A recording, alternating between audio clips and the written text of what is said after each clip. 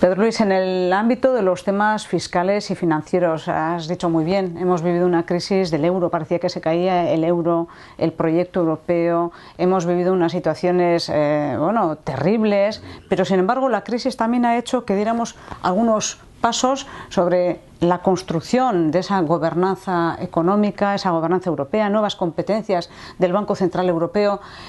Ahora hablabas de la voluntad, de la estrategia, de la visión, del liderazgo, pero ¿qué le hace falta a Europa ahora de manera inmediata para mejorar esa gobernanza y blindar de alguna forma la situación para que no nos podamos encontrar en una situación similar, ¿no? ¿Tú crees que hemos puesto ya las herramientas? ¿Tenemos que desarrollarlas más? ¿Cómo ves este aspecto? Bueno, yo diría que se ha hablado mucho y se ha hecho, iba a decir poco, pero bueno, voy a matizar más la expresión, se ha hecho insuficiente, o se ha avanzado insuficientemente. Bueno, y esto es un tema importantísimo. ¿Por qué es importante? Porque no hay ningún país a lo largo de la historia que haya mandado en el mundo si no tiene el respaldo de una realidad económico-financiera, o incluso voy a invertir los términos, financiero-económica muy poderosa, muy poderosa. Aparte del poder militar, bueno, que en esta época en que los conflictos, digamos, están localizados geográficamente, no son ya globales, toquemos madera, aparte del poder militar, el poder financiero es decisivo. Y para construir el poder financiero, ese poder financiero, a Europa le falta muchísimo.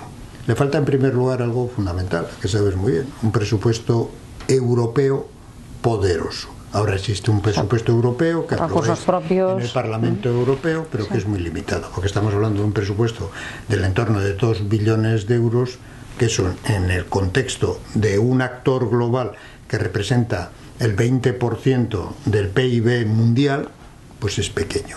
En segundo lugar, falta un Ministerio de Finanzas, un Tesoro Europeo. Falta alguien que gestione a las órdenes no, bajo la soberanía del Parlamento Europeo, que gestione esa realidad. Por lo tanto, eso, si se crea un Ministerio Europeo de Finanzas, significa que los Estados miembros, dentro de ese proceso voluntario de crear ese actor global de verdad que podría ser la Federación Europea, dentro de ese proyecto global, los Estados miembros tendrán que ceder más competencias a ese presupuesto para tener un presupuesto verdaderamente significativo. Falta fortalecer el Banco Central Europeo. Mira, no sé si sabes que el Banco Central Europeo tiene una única misión: mantener la inflación en el entorno del 2%. Y eso, que puede parecer trivial, le diferencia profundamente de la Reserva Federal Alemana, de la Reserva Federal Americana, que tiene ese objetivo y un segundo objetivo importantísimo que no tiene el Banco Central Europeo, que es el establecimiento de un nivel de empleo significativo. Por lo tanto, los americanos, la Reserva Federal, el dólar, controla, por un lado, lo que son el aspecto fundamental de los precios, inflación, pero también se preocupa del empleo. El Banco Central Europeo no, se preocupa solo de la inflación. Bueno, y entonces se pueden producir situaciones de inflación baja con alto desempleo. La que estamos viviendo en estos momentos en el Estado español. Hoy mismo o ayer salió la noticia de que España ha creado 500.000 empleos y el paro se mantiene en el 16,5%. El paro de la OCDE es el 5, era el año pasado, ahora es todavía más bajo, el 5,7%. El de Estados Unidos el 4,4%.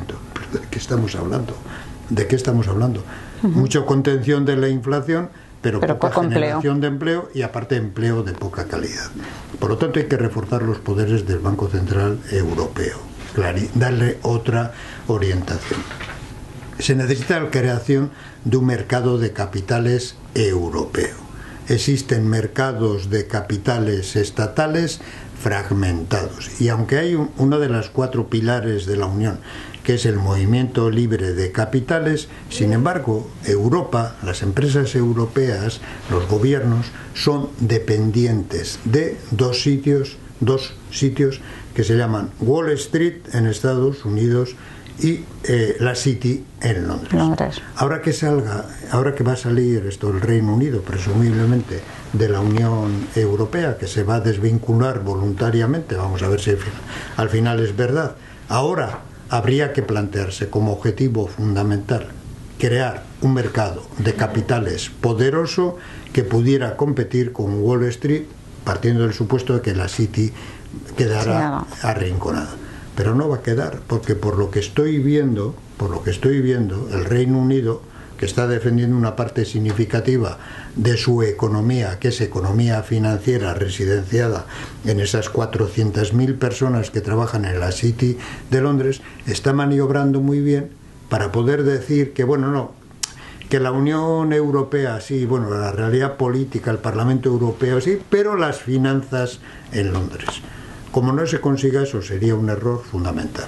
Estoy de acuerdo contigo. Falta también una agencia de rating europea. Pero, vamos a ver, si Europa quiere ser ahora explico lo que es una agencia de rating, que es una agencia básicamente de calificación de emisiones. Cuando un gobierno emite deuda pública, hay una serie de agencias, de organismos que califican esa deuda e indican al que va a invertir su dinero si esa deuda que ha emitido un Estado o una empresa tiene mucho riesgo o poco riesgo. En base a esa calificación, el mercado establece el tipo de interés que tiene que tener esa deuda. Es decir, vamos a ver, si emite deuda, Rumanía, por ejemplo, la calificación que tiene es inferior, peor que si emite deuda Alemania. Alemania es lo que en términos técnicos es un triple A, AAA. ¿Qué significa? Que las agencias de rating que dan esa calificación AAA está diciendo a alguien que tiene dinero y que quiere comprar esa deuda, tú, yo, cualquiera de los que nos están viendo, que esa inversión es absolutamente segura. En cambio, si emite deuda Rumanía, la menor garantía la tiene que cubrir Rumanía con emisiones a un tipo de interés más alto. Al haber más riesgo, tienes que pagar más tipo de interés. ¿Y eso qué significa? Una carga presupuestaria enorme, gigantesca. Eso es la famosa prima de riesgo que se ha popularizado últimamente. Una agencia de rating. Es absolutamente necesario que haya un fondo de garantía de depósitos europeo para evitar las crisis bancarias que se producen recurrentemente. Por cierto, la última española costó nada menos que la bonita cifra, como mínimo, de 60.000 millones de euros. 60.000 millones de euros. Es decir, cualquiera que sea un ciudadano europeo tiene que tener garantizado que los depósitos hasta una determinada cantidad que hacen en un banco va a estar garantizado no por las autoridades del país, no, sino por el conjunto del ámbito europeo.